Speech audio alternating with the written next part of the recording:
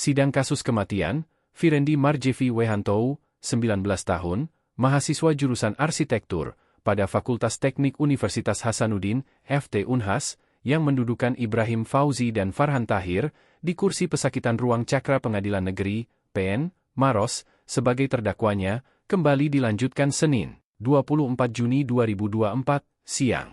Dalam persidangan kali ini, majelis hakim yang dipimpin langsung oleh Ketua PN Maros Hairul, SH, MH, dan dihadiri Jaksa Penuntut Umum Alatas, SH, bersama Ade Hartanto, SH, mendengarkan kesaksian Nyonya Yayuk dan Nyonya Kasmawati. Kedua ibu kandung para terdakwa ini dihadapkan sebagai saksi meringankan oleh penasehat hukum Ilham Prawira, SH. Saat memberikan keterangan di depan sidang, yang turut dihadiri ayah serta adik kandung almarhum Firendi, yakni James Wehantou, bersama Firly Wehantou, dan juga didampingi pengacara Yodi Kristianto, SH, MH, selaku kuasa hukum keluarga, kedua saksi dengan intonasi suara terisak-isak, membeberkan bagaimana perilaku sehari-hari kedua terdakwa, hingga kondisi kehidupan keluarga mereka.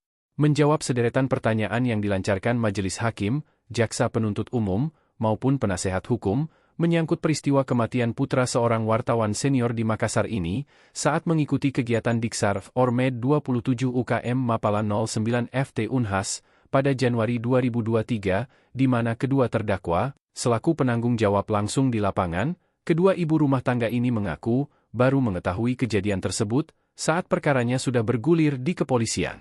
Selesai memberikan kesaksian, terlihat pemandangan mengharukan di depan persidangan, di mana para terdakwa secara bergantian, diberi kesempatan oleh Hakim Hairul, untuk meminta maaf kepada kedua orang tuanya.